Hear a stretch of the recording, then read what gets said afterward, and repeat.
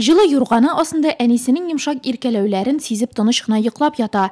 2018 елның тәүге гражданнарының беренчесе 1 гыйнвар көнне туган. Родилось 6 девочек, 5 мальчиков.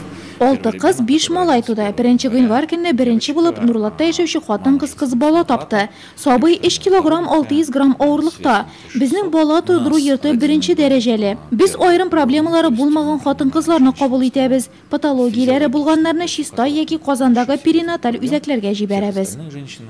Хәзерге вакытта туучы балалар саны бераз кими. Бу илдәге тулайым тенденция шундый ди белгечләр. Бала табарлык яшьтәге хатын-кызларның саны аз булуы белән аңлатыла бу. Туучы сабыйларның сәламәтлегенә килгәндә, монда бүлектә узган капиталь ремонт, яхшырган шартлар да үз ролен уйнамый калмагандыр. Если сказать о состоянии здоровья детишек, Балаларның сәламәтлек торышына килгәндә, хәзер сау сәламәт балалар күбрәк туа. Шартлар да әлбәттә күпкә яхшырды. Ана һәм бала палатасы бар. Туганнан соң бәбиләр әниләре белән ята. Бу сабыйлар эшендә яхшы, әнисенә якынрак булган сайын әйбәтрәк. Кызларга караганда малайлар күбрәк. Әлегә Нурлат районында демографик хәл шундый. Узган елда күп милләтле Нурлат халкы 448 бала исәбенә арткан булган.